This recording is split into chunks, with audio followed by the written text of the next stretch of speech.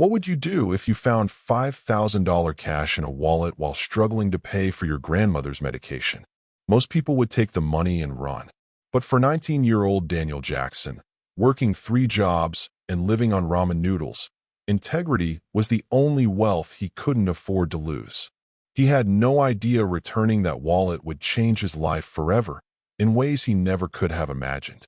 He didn't know the wallet belonged to billionaire Victor Blackwell, one of the most powerful men in the city. He couldn't have predicted the venomous hatred of executive Thomas Reed, who saw Daniel's simple act of honesty as a threat. And he never expected that doing the right thing would cost him everything he had worked for.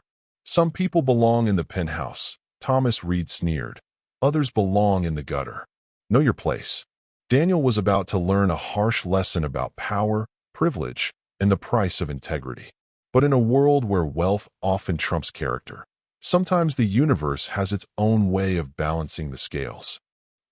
Rain pelted against the rusty metal roof of the construction site trailer as Daniel Jackson hunched over a stack of textbooks. The dim light from his single working lamp cast long shadows across his exhausted face. At 19, Daniel had the weary eyes of someone twice his age. 3 jobs, full-time classes, and caring for his grandmother had left dark circles under his eyes that no amount of sleep could erase.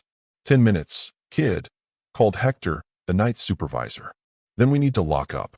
Daniel nodded, closing his advanced calculus textbook. Another night of studying between shifts at the construction site. Another night of barely keeping his head above water. His phone buzzed with a notification from the pharmacy. His grandmother's medication was ready for pickup. The balance due, $218.75.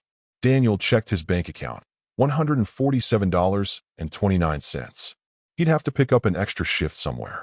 Maybe the diner would let him work breakfast before classes tomorrow. His stomach growled, reminding him he'd been living on instant noodles for nearly a week straight. "Hey, you heading out?" Hector asked, jingling his keys impatiently. "Yeah, sorry. Just packing up," Daniel replied, stuffing his books into his worn backpack. The zipper caught halfway, the 3rd time this week. Another item he couldn't afford to replace. Outside, the November rain had turned to sleet. Daniel pulled his thin jacket tighter around his shoulders and began the long walk to the bus stop. The construction company had been building luxury condominiums, the kind that would start at price points Daniel couldn't even imagine affording, but at least the job paid $1 above minimum wage. Every cent counted. His phone rang. The familiar ringtone set aside for the nursing facility where his grandmother lived sent a jolt of anxiety through him. "Hello? Is everything okay?" Daniel answered, his breath visible in the cold night air. "Mr. Jackson, it's Nurse Palmer. Your grandmother's had a rough evening. Her breathing's been labored. Dr. Reynolds wants to run some additional tests tomorrow." Daniel closed his eyes, trying to steady himself. "More tests means more costs." "I'm afraid so. We can discuss payment plans when you come in." "I'll be there first thing tomorrow," Daniel promised, ending the call and shoving the phone back into his pocket. He picked up his pace, splashing through puddles without concern for his already soaked sneakers. The soles were wearing thin, and his right sock was already wet. One more block to the bus stop. As Daniel hurried past a particularly deep puddle near the site's delivery entrance, something caught his eye. A dark object floated at the edge of the murky water. Curious, he bent down. A wallet. An expensive one at that. Black leather, perfectly stitched. The kind of wallet Daniel would never own. The kind that probably cost more than all his textbooks combined. He glanced around. The street was deserted at this hour, just past midnight. The sleet was falling harder now. Daniel reached down and fished the wallet from the puddle, wiping it against his jeans. Sitting on a nearby bench under the dim street light, sheltered slightly by a bare tree, Daniel opened the wallet. His eyes widened. Inside was a stack of crisp $100 bills. He counted quickly, 50 of them. $5,000. More money than he'd see in months of working all 3 jobs. $5,000, he whispered, his fingers trembling. Behind the cash were several platinum and black credit cards. American Express Centurion. Cards Daniel had only heard about, never seen. In the ID slot was a driver's license belonging to Victor Blackwell, 58, with an address in the wealthiest neighborhood in the city. Daniel pulled out his phone and quickly searched the name. Immediately, dozens of articles appeared. Victor Blackwell, CEO of Horizon Dynamics, net worth estimated at $4.8 billion. A photo showed a distinguished-looking man with silver hair and intense eyes, standing in front of a gleaming skyscraper. Daniel stared at the money again. $5,000. His grandmother's medication. Rent for the next 3 months. A new pair of shoes. Real food. A working laptop instead of the library computers. $5,000 that probably meant nothing to someone worth billions. The bus rumbled to a stop in front of him, its doors hissing open. The driver looked at Daniel expectantly. "You coming, kid? Last bus tonight." Daniel hesitated, looking down at the wallet, then back at the bus driver. I need to go somewhere else," he said finally. "Thanks anyway." The driver shrugged, closed the doors, and the bus pulled away, leaving Daniel alone in the sleet with the billionaire's wallet. Back in his tiny studio apartment, Daniel laid the contents of the wallet on his wobbly kitchen table. Besides the cash and cards, there was a photo of a woman, presumably Mrs. Blackwell, and what looked like a handwritten note folded into a small square. Daniel didn't read it. It felt too private, too personal. His own empty wallet sat nearby, a stark contrast to the expensive leather in front of him. Daniel's contained his student ID, $7, and a faded photo of his parents taken before the accident 10 years ago. He stared at the money, the solution to so many problems, right in front of him. His grandmother's face flashed in his mind. She had raised him after his parents died, worked 2 jobs until her health failed, sacrificed everything to keep him in school. "Character is what you do when no one is looking," she always said. Daniel sighed and put the money back in the wallet. Sleep didn't come easy that night. Dreams of bill collectors and hospital rooms chased him until dawn, when his alarm blared at 5 a.m. He had to visit his grandmother before his 8 a.m. class. At the care facility, Grandmother Jackson was having a good morning, sitting up in bed with more color in her cheeks than the day before. "You look tired, Danny," she said, her voice thin but warm. "Are you eating enough?" "I'm fine, Grandma," he assured her, taking her frail hand in his. "How are you feeling?" "Oh, they're making a fuss over nothing. My lungs aren't what they used to be, that's all." Dr. Reynolds entered with a clipboard and a serious expression. She explained the need for specialized tests and a potential new treatment regimen. Daniel nodded, trying to focus on the medical details while the numbers she quoted made his stomach sink. "We can discuss financial options," Dr. Reynolds said kindly, noting Daniel's expression. "I'll figure it out," Daniel promised, squeezing his grandmother's hand. "Don't worry about anything except getting better." After kissing his grandmother goodbye, Daniel headed to campus, wallet securely in his backpack. He'd skipped his morning classes to research Victor Blackwell's company. Horizon Dynamics headquarters was located downtown, a 45-minute bus ride from campus. Between classes, Daniel changed from his work clothes into the only decent outfit he owned: khaki pants, a blue button-up shirt with a small coffee stain on the cuff, and his least scuffed shoes. It wasn't impressive, but it was the best he could do. The afternoon bus downtown was crowded. Daniel stood the entire way, rehearsing what he would say when he arrived. Would they even let him into the building? Would they think he had stolen the wallet? Horizon Dynamics occupied a sleek, modern building with a gleaming glass facade that reflected the cloudy sky. The lobby featured marble floors, contemporary art, and security gates that required special access cards. Daniel approached the reception desk, heart hammering in his chest. A professionally dressed woman with perfectly styled hair looked up at him. "Can I help you?" she asked, her eyes quickly assessing his appearance. I found something that belongs to Mr. Blackwell," Daniel explained, his voice steadier than he expected. "I'd like to return it to him." The receptionist's expression remained neutral, though her eyebrow raised slightly. "And what is it you found?" "His wallet." "I see." She picked up her phone. "Your name?" "Daniel Jackson." While she made a call, Daniel stood awkwardly, acutely aware of how out of place he looked. Men and women in expensive suits strode purposefully across the lobby, none sparing him a glance. "Someone will be right down," the receptionist said after hanging up. "Please have a seat." The leather chairs in the waiting area probably cost more than his monthly rent. Daniel perched on the edge of one, the wallet heavy in his pocket. A few minutes later, a young man in a tailored navy suit approached. His confident stride and dismissive expression immediately put Daniel on edge. "I'm Thomas Reed, Vice President of Operations," he announced, looking down at Daniel. I understand you claim to have found something belonging to Mr. Blackwell. Daniel stood. Yes, sir. His wallet. I found it last night near the construction site on Westover Street. Thomas's eyes narrowed. And you are? Daniel Jackson. I work nights at the site. I see. Thomas's tone implied he saw everything. A desperate kid who had likely gone through the wallet already. Well, hand it over, and we'll make sure Mr. Blackwell gets it. Daniel hesitated. Something about Thomas Reed's demeanor made him uneasy. I'd prefer to give it directly to Mr. Blackwell, if possible. Thomas laughed, the sound sharp and humorless. Mr. Blackwell is running a multi-billion-dollar corporation. He doesn't have time to meet with construction workers who happen to find his belongings. Several people in the lobby had stopped to observe the interaction. Daniel felt his face grow hot with embarrassment. Listen, kid, Thomas continued, lowering his voice. Just give me the wallet, take whatever finder's fee you're angling for, and be on your way. We both know that's why you're really here. No, sir, Daniel said firmly. I don't want a reward. I just want to make sure Mr. Blackwell gets his property back safely. Thomas's expression hardened. Are you suggesting I can't be trusted with my CEO's wallet? Do you know who I am? That's not what I... Security. Thomas called, gesturing to two uniformed men near the entrance. Please escort this person out. He's causing a disturbance. The security guard started moving toward them. Daniel felt panic rising in his chest.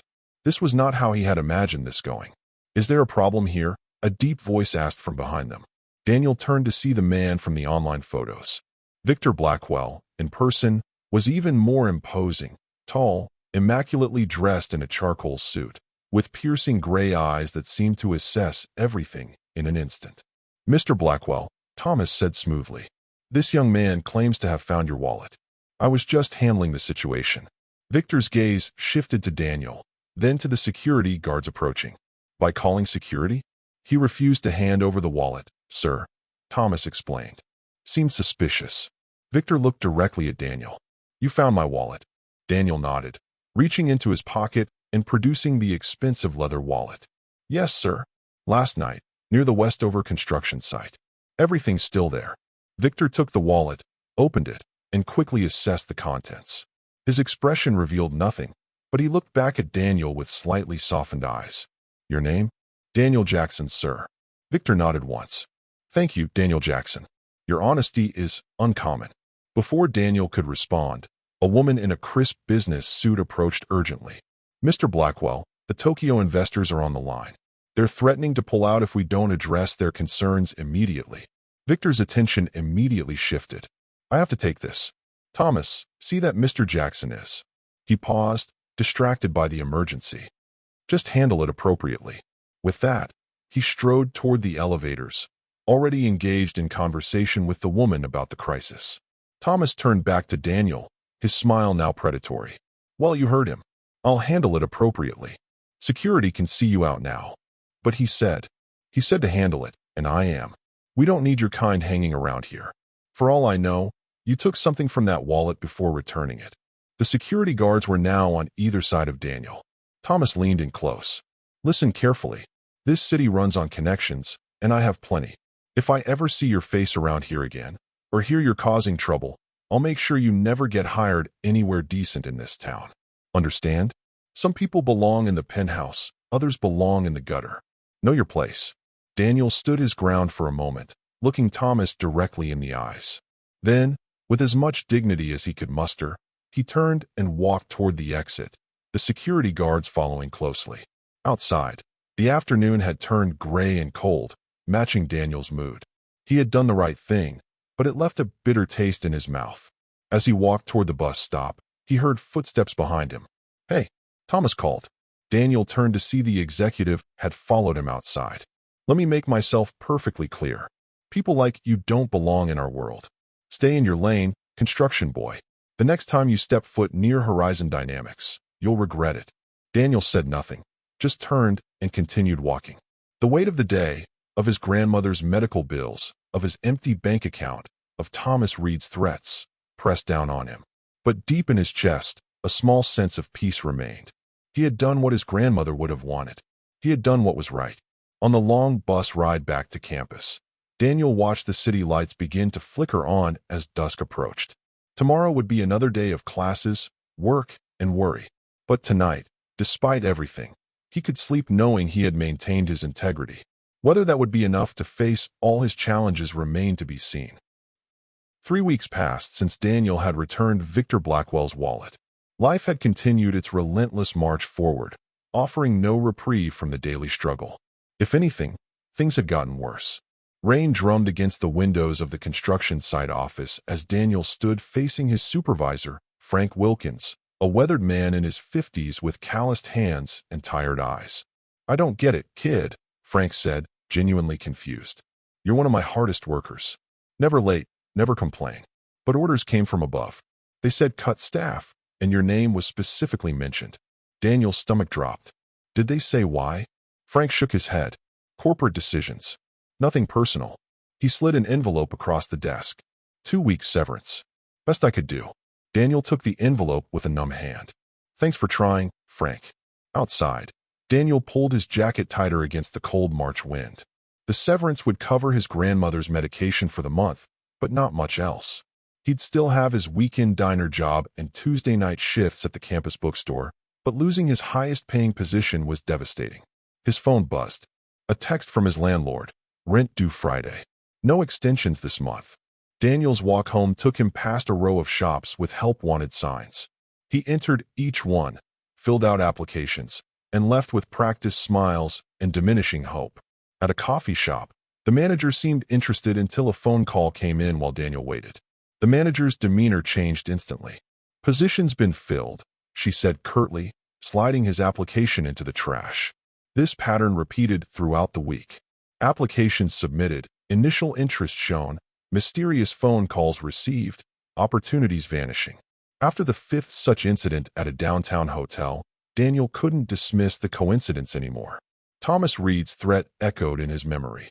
"I'll make sure you never get hired anywhere decent in this town." That evening, Daniel sat beside his grandmother's bed in the care facility. Her condition had stabilized but not improved. The doctors wanted to try a new treatment regimen, but insurance would cover only a fraction of the cost. "Something wrong with the coffee?" his grandmother asked, noticing his untouched cup. Daniel forced a smile. "Just lost in thought, Grandma." Beatrice Jackson, 76, might have been physically frail, but her perceptiveness remained razor-sharp. "You've got that look your father used to get when he was carrying the weight of the world." "What's happened?" Daniel considered lying, protecting her from his troubles as he usually did. But something in her knowing gaze broke his resolve. "I lost my construction job," he admitted, "and I can't seem to find another one." His grandmother reached for his hand, her skin papery against his. "Tell me everything." And so he did, about finding the wallet, the confrontation with Thomas Reed, and the systematic rejection from every job he'd applied for since. His grandmother listened without interruption, her expression growing thoughtful. "Sounds like you've made a powerful enemy," she said when he finished. "I just did what you taught me, Grandma. Return what isn't mine. Tell the truth." She squeezed his hand. "And I'm proud of you for it. But this Thomas Reed, he's the kind of man who sees decency as weakness. What should I do? I can't fight someone with his connections."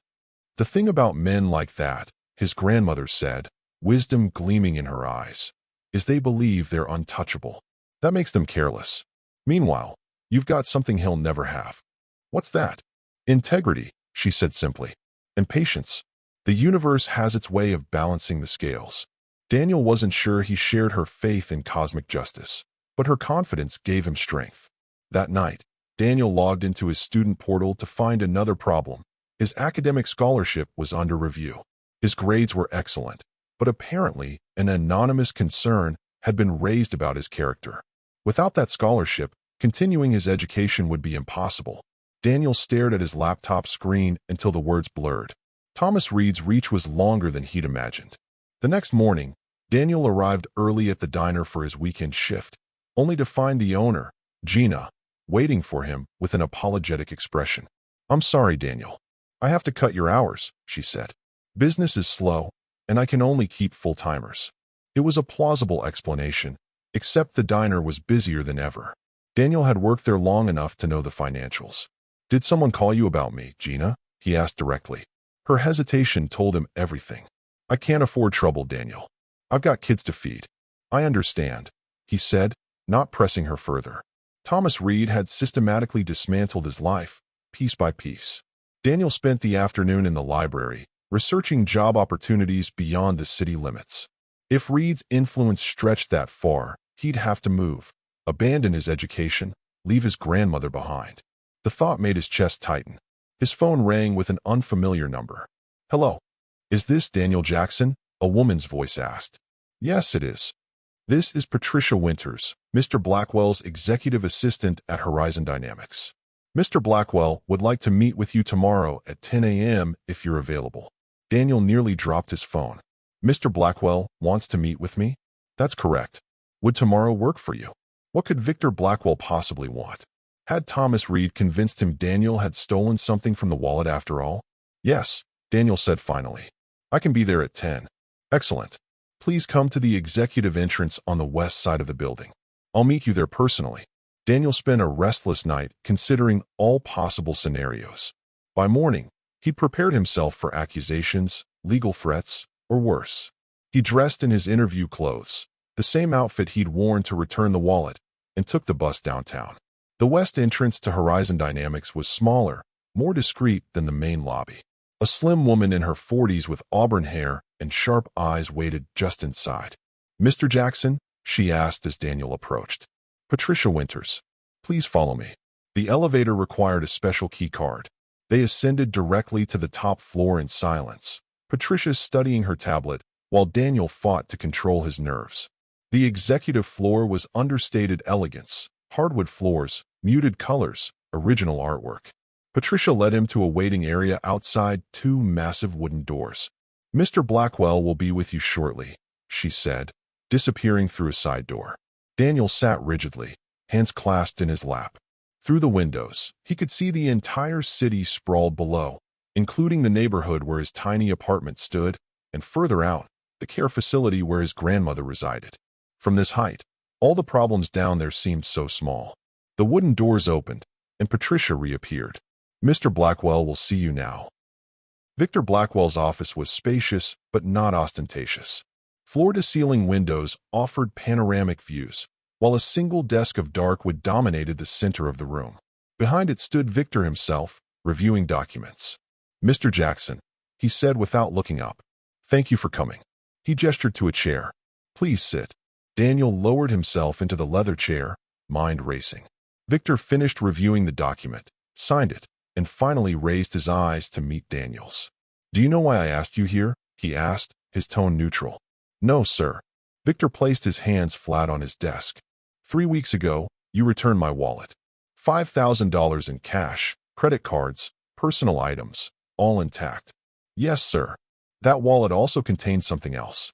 Something of far greater value to me than money. Victor opened a drawer and removed a small photograph. This was tucked behind my driver's license. Did you see it? Daniel recognized the photo of the woman he'd glimpsed. I saw a photo, sir, but I didn't take it out or look at it closely. It seemed private. Victor nodded slowly. This is my late wife, Eleanor. She passed away 5 years ago. This particular photo was taken on our last vacation together, 3 weeks before her diagnosis. It's irreplaceable to me. Daniel felt a wave of relief. So this wasn't about accusations. I'm very sorry for your loss, Mr. Blackwell. The cash, the cards, those could all be replaced, Victor continued. But this? He carefully returned the photo to his wallet. Your honesty saved something truly precious to me. Anyone would have done the same, Daniel said. Victor's laugh was short and without humor. No, Mr. Jackson. They wouldn't have. In fact, do you know how I lost my wallet that night? Daniel shook his head. I was visiting the construction site after hours. I prefer to see projects when workers aren't expecting executives. My driver was waiting while I walked the perimeter. A young man, well-dressed, educated-looking, approached, claiming his car had broken down. Asked to borrow my phone. When I reached for it, my wallet fell out. He saw it drop, and do you know what he did? Daniel waited. He created a distraction, pointing behind me, then palmed my wallet when I turned. He was smooth. I almost missed it. When I confronted him, he ran. I pursued but lost him in the rain. Victor's eyes hardened at the memory. He looked like someone I could trust, perhaps from a good family, like many I've hired over the years. Daniel shifted uncomfortably. That's terrible. Indeed. So when my assistant told me someone had brought my wallet to return it, I was skeptical, especially when she described you. Clearly not wealthy, possibly struggling. Victor's expression softened slightly. Yet you returned everything, sought no reward, and even insisted on placing it directly in my hands rather than with an intermediary. Daniel thought of Thomas, but remained silent. I apologize for our brief interaction that day, Victor continued. A crisis demanded my attention. I intended to speak with you further, but by the time I resolved the situation, you were gone.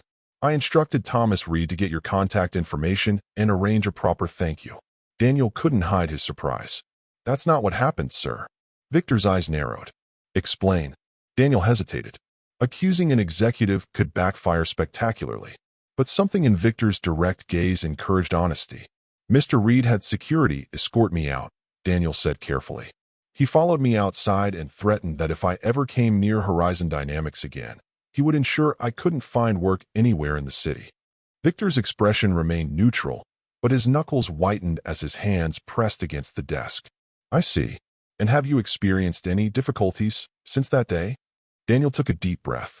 I lost my construction job 3 weeks after returning your wallet. Since then, I've been rejected from every position I've applied for, often after mysterious phone calls. My scholarship is suddenly under review, and my hours at my other jobs have been cut. He met Victor's gaze directly. It seems Mr. Reed is a man of his word. The silence that followed was heavy. Victor stood and walked to the window, hands clasped behind his back. For a long moment, he simply stared out at the city. Mr. Reed has been with Horizon Dynamics for 8 years, he said finally. He's ambitious, effective, and currently on the shortlist for our COO position. Victor turned back to face Daniel. He's also, apparently, vindictive and dishonest, qualities I cannot tolerate in my organization, particularly at the executive level. Victor pressed a button on his desk. Patricia, please have Thomas Reed come to my office immediately. Yes, Mr. Blackwell, came the prompt reply through the intercom. Now, Victor continued, resuming his seat. Tell me about yourself, Daniel. You're in college. Surprised by the shift, Daniel nodded. Engineering major, sir. Junior year. Working multiple jobs while studying engineering? Impressive. Family. Just my grandmother. She raised me after my parents died. She's in a care facility now. Her health isn't good. Victor nodded thoughtfully. Before he could respond, there was a knock at the door, and Thomas Reed entered, his confident stride faltering slightly when he spotted Daniel. You wanted to see me, Mr. Blackwell? Thomas asked, pointedly ignoring Daniel. Yes, Thomas. Please close the door. Thomas did so, positioning himself strategically closer to Victor than to Daniel, establishing his territory. Thomas, do you recognize this young man? Victor asked. Thomas glanced at Daniel with practiced indifference. Vaguely. I believe he came to reception a few weeks ago. Let me refresh your memory, Victor said, his tone dangerously calm. This is Daniel Jackson, who returned my lost wallet containing $5,000 in cash, all my cards, and the last photo of Eleanor I carry with me. Thomas nodded coolly. Ah, yes, the construction worker. When he returned my wallet, I was called away to handle the Tokyo crisis. I distinctly recall instructing you to, quote, handle it appropriately. Would you say you did that, Thomas? A flicker of unease crossed Thomas's face. Of course, sir. I had security escort him out as protocol dictates for non-employees in secure areas. Interesting, Victor said. Because Mr. Jackson tells a different story. He claims you threatened to use your position to ensure he couldn't find employment in this city. He further claims that since that day, he has indeed lost his job and been systematically rejected from others following mysterious phone calls. Thomas's expression hardened. Sir, surely you're not taking the word of some random construction worker over a trusted executive? He's obviously making these accusations hoping for some kind of payout. Victor's voice remained steady. Actually, Thomas, I've spent the last 20 minutes with Mr. Jackson, and he hasn't asked for anything. Not money, not a job, not even an apology. He simply answered my questions honestly, a quality I value highly. Thomas straightened his tie, regaining composure. With all due respect, sir, this is absurd. I've dedicated 8 years to Horizon Dynamics. I'm being considered for COO. Why would I waste time persecuting some nobody? An excellent question, Victor agreed. Which is why, before calling you in, I had our security team pull the footage from the day in question. The color drained from Thomas's face. Eleanor oversaw the installation of our security systems before she passed, Victor continued. She insisted on complete coverage with audio recording in all public areas, a detail most employees forget. I've reviewed the footage from that day, including your conversation outside with Mr. Jackson. Thomas swallowed visibly. Sir, I may have been firm with him about security protocols, but you said, and I quote, people like you don't belong in our world. Stay in your lane, construction boy. The next time you step foot near Horizon Dynamics, you'll regret it. Victor's voice had turned to ice. And apparently, you've made good on that threat. I was protecting the company's interests, Thomas insisted, desperation creeping into his voice. By destroying a young man's livelihood because he insisted on returning my wallet directly to me? By sabotaging his education and employment prospects? Those were Horizon Dynamics' interests. Thomas remained silent, jaw clenched. Here's what will happen now, Victor said. You will return to your office and clear out your personal belongings. Security will escort you from the building. Your access cards and company devices will be surrendered immediately. Human Resources will contact you regarding severance terms, which will be minimal given the circumstances. You're firing me? Thomas asked incredulously. Over this. Do you have any idea how much business I've brought to this company? The relationships I've built. I'm firing you because you abused your position, lied to my face, and demonstrated a profound lack of character, Victor corrected. The kind of power you sought as COO requires integrity above all else. Thomas looked from Victor to Daniel and back, his face contorting with anger. You'll regret this. Both of you. Victor pressed the intercom again. Patricia, please have security come to my office. Thomas's posture stiffened. With one last venomous glare at Daniel, he turned and stormed out of the office, nearly colliding with the security team entering. After they left, Victor returned his attention to Daniel. I apologize for what you've experienced, Mr. Jackson. It appears I misjudged more than one person that day. Daniel nodded, still processing what had just happened. Thank you for believing me, sir. I believe in evidence, and I believe in character, Victor replied. Now, let's discuss your situation. He pulled a folder from his desk drawer. I've taken the liberty of gathering some information. Your academic record is exemplary despite working multiple jobs. Your references from professors and previous employers are glowing. All speak of your work ethic, integrity, and resilience. Daniel shifted uncomfortably under the praise. I would like to offer you a position at Horizon Dynamics, Victor continued. Not out of charity or guilt, but because you've demonstrated qualities I value in my organization. We have an opening in our engineering development program, competitive salary, flexible hours to accommodate your studies, and full benefits. Daniel's heart raced. Sir, that's incredibly generous, but before you respond, Victor interrupted, you should know the benefits package includes comprehensive family medical coverage. Your grandmother would receive care at Westlake Medical Center, the best facility in the state. Daniel's throat tightened. The opportunity was beyond anything he could have hoped for. His grandmother would get the treatment she needed. His education would be secure. I don't know what to say, Mr. Blackwell. Say you'll consider it, Victor replied. Patricia will provide the details. Take a few days to think it over. Daniel nodded, overwhelmed. Thank you, sir. I will. As Daniel rose to leave, Victor added, one more thing, Mr. Jackson. The wallet you found that night. I deliberately carry that much cash because Eleanor always said you can judge a person's character by what they do when they find money that isn't theirs. It appears she was right, as usual. Daniel paused at the door. My grandmother says something similar. That character is what you do when no one is looking. Victor smiled, a genuine expression that softened his normally stern features. Your grandmother sounds like a wise woman. I look forward to meeting her someday. As Patricia led Daniel back to the elevator, his mind spun with possibilities that had seemed unreachable just hours before. The doors closed on the executive floor, carrying him down toward a future suddenly bright with promise. Outside, the March wind had calmed, and patches of blue had appeared between the clouds. Daniel took a deep breath of city air that somehow seemed fresher than before. Thomas Reed's threats had nearly crushed him, but integrity, as his grandmother predicted, had balanced the scales. Daniel pulled out his phone to call his grandmother with the news. As he did, he noticed Thomas Reed exiting the building, a box of personal items in his arms, security guards flanking him. Their eyes met briefly across the plaza. Thomas's face darkened with hatred, but Daniel felt no satisfaction in the man's downfall, only relief that justice had prevailed and hope for what tomorrow might bring. 6 months passed in what felt like a dream to Daniel. His new position at Horizon Dynamics had transformed his life completely. No longer did he rush between multiple jobs, surviving on ramen and 4 hours of sleep.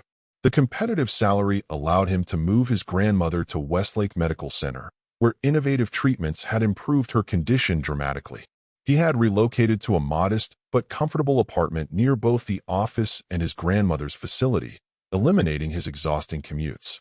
This particular morning, Daniel stood in the sleek break room on the engineering floor, preparing his coffee while chatting with colleagues. At 20, he was the youngest member of the development team, but his intelligence and work ethic had quickly earned their respect. "Jackson, those modifications to the solar panel design were brilliant," said Rajiv, a senior engineer. "The efficiency increase is remarkable." Daniel smiled, still not entirely comfortable with praise. "Just building on the foundation your team created." His phone buzzed with a calendar notification. "Excuse me, I have a meeting with Mr. Blackwell." His colleagues nodded knowingly. Victor had taken a personal interest in Daniel's career, scheduling monthly one-on-one meetings to discuss his progress and development within the company. As Daniel rode the elevator to the executive floor, he reflected on how dramatically his circumstances had changed. His scholarship issues had mysteriously resolved themselves once Victor made a call to the university. His grades had improved further now that he could focus properly on his studies. The flexible work schedule allowed him to attend classes while gaining invaluable practical experience that complemented his engineering education. Patricia greeted him with a warm smile as he entered the executive suite. "Good morning, Daniel. Mr. Blackwell is expecting you." Victor stood when Daniel entered, gesturing to the sitting area rather than his formal desk. Their relationship had evolved into something resembling mentorship over the months. "Daniel, good to see you. How is your grandmother doing with the new treatment?" "Much better, sir. The doctors are amazed by her progress." Victor nodded, pleased. "Excellent. And your studies?" "On track to graduate with honors next year." "Good, good." Victor paused, studying Daniel thoughtfully. "I've been reviewing your work on the Sustainable Energy Project. Impressive innovations for someone still completing their degree." "Thank you, sir. The team has been incredibly supportive. They speak highly of you as well." Victor leaned forward slightly. "Daniel, the reason I called you in today is to discuss an opportunity. We're opening a new coffee shop in the lobby, part of our initiative to create more communal spaces in the building. I'd like you to oversee the interview process for the staff." Daniel blinked in surprise. "Sir, wouldn't HR normally handle that?" Victor smiled. "Typically, yes, but I have my reasons." "Will you do it?" Though confused by the request, Daniel nodded. "Of course, sir." "Excellent. Patricia has the resumes of qualified applicants. The interviews are scheduled for tomorrow afternoon." The following day, Daniel reviewed the application materials in a small conference room. Most candidates had previous coffee shop experience, solid references, and seemed well qualified. The interviews proceeded smoothly until the final applicant entered the room. Daniel froze, recognition immediate. Thomas Reed looked older than 6 months ago, his designer suit replaced by off-the-rack business casual, his confident stride now uncertain. Recognition flashed in his eyes, followed by a complex mixture of emotions: shock, embarrassment, anger. "You," Thomas said flatly. Daniel maintained his composure. "Mr. Reed, please have a seat." Thomas remained standing. "Is this some kind of joke? You're conducting the interview." "I am," Daniel confirmed calmly. "Mr. Blackwell asked me to oversee the hiring process for the new coffee shop." A bitter laugh escaped Thomas. "Of course he did. I should have known this was a setup." "Your resume indicates you have management experience," Daniel said, deliberately moving the conversation forward. Thomas finally sat, his posture rigid. "I ran a multi-million-dollar division at Horizon Dynamics. Now I'm applying to manage a coffee shop in the same building." The irony isn't lost on me. Daniel studied him. The arrogance remained, but something had changed in Thomas's eyes, a weariness, perhaps even a touch of humility. What happened after you left Horizon? Daniel asked. Thomas's jaw tightened. What do you think happened? Word spreads fast in executive circles. No one would touch me. 6 months of rejections. His eyes flickered with resentment. Sound familiar? Daniel nodded, acknowledging the parallel. It does. I've been working as a rideshare driver to make ends meet. Thomas continued, his voice strained. This is the first interview I've secured for a management position of any kind. Daniel looked down at the resume, then back at Thomas. Why apply here, of all places? Thomas's laugh was hollow. Desperation. My savings are nearly gone, and my mortgage is underwater. I didn't know you were still here. Figured Blackwell would have used you up and discarded you by now. Mr. Blackwell isn't like that, Daniel said quietly. No. Thomas leaned forward. Then why this charade? Having you interview me? It's humiliation, pure and simple. Daniel considered this. Was Victor using him as an instrument of revenge? The thought didn't align with what he'd come to know of the CEO. I don't think that's it, Daniel said finally. Though I admit, the situation is unusual. Thomas scoffed. What would you know about it? You're just a kid who got lucky. Lucky, Daniel repeated. You systematically destroyed my life because I wanted to return a wallet to its rightful owner. You threatened me, cost me my jobs, nearly ruined my education, and endangered my grandmother's care. He kept his voice level despite the emotions rising. That wasn't about luck, Mr. Reed. That was about power and how you chose to use it. Thomas had the grace to look uncomfortable. I was protecting my position. No, Daniel countered. You were bullying someone you thought couldn't fight back. The silence between them stretched, heavy with unspoken words. Finally, Thomas spoke, his voice quieter. So what happens now? You exact your revenge? Reject my application? Maybe follow me outside and threaten my future prospects? The bitterness in his voice was palpable. Daniel studied the man before him. 6 months ago, Thomas Reed had held all the power, using it to crush anyone he perceived as beneath him. Now their positions were reversed. Actually, Daniel said, your qualifications for this position are excellent. Your management experience would be valuable, even in a different context. Confusion flickered across Thomas's face. What are you saying? I'm saying you're the most qualified applicant I've interviewed today. Thomas stared at him in disbelief. You can't be serious. I am. Daniel closed the folder. But before I make my recommendation, I need to know something. Have you learned anything from what happened? Thomas's first instinct seemed to be defensiveness, but he checked himself. After a long moment, he spoke. I've had 6 months to think about it. 6 months of being on the receiving end of what I did to you. He met Daniel's eyes directly. I was wrong. Not just strategically, but morally. I've been humbled. Daniel nodded slowly. The position reports to our community engagement division. The salary is modest compared to what you're used to, but the benefits are excellent. Hours are reasonable. There's potential for growth if you perform well. Thomas seemed at a loss for words. You're actually recommending me for the job? My grandmother always says that true character isn't revealed when things are easy, but when they're hard, Daniel said. You showed your character when you had power. Now I'm showing mine. Thomas swallowed hard. I don't deserve this chance. Maybe not, Daniel agreed. But you need it. And everyone deserves the opportunity to be better than they were yesterday. As Thomas left the conference room, Daniel remained seated, reflecting on the strange symmetry of their situations. When he finally returned to the executive floor to deliver his recommendations, he found Victor waiting expectantly. How did the interviews go? Victor asked, though something in his expression suggested he already knew. Well, sir, I've selected the most qualified candidate for the position. Victor nodded. Thomas Reed. Daniel wasn't entirely surprised that Victor had known. Yes, sir. Was this a test? Victor gestured for Daniel to sit. Not a test. An opportunity for both of you. Thomas needed humbling, but also redemption. You needed closure, but also the chance to rise above revenge. You engineered this entire situation, Daniel realized. Victor smiled slightly. I merely created the conditions. The choices were entirely your own. He studied Daniel with approval. When I lost my wallet that night, I was disappointed in humanity. When you returned it, you restored some of my faith. Today, you've confirmed my judgment of your character. Daniel thought about Thomas Reed's face as he'd offered him the position, the shock, the shame, the glimmer of gratitude. Everyone deserves a second chance, sir. Indeed, Victor agreed. though most wouldn't give one to someone who'd wronged them so thoroughly. Holding on to resentment would only harm me in the end, Daniel said. Besides, seeing him humble and grateful was satisfaction enough. Victor laughed, a rare, genuine sound. You're wise beyond your years, Daniel Jackson. That's precisely why you're on the fast track to leadership in this company. As Daniel left Victor's office, he felt a sense of completion. The circle that began with a rain-soaked wallet found in a puddle had closed. His grandmother had been right. The universe did have its way of balancing the scales. Thomas Reed had abused his power and lost everything. Daniel had maintained his integrity and gained more than he'd ever imagined possible.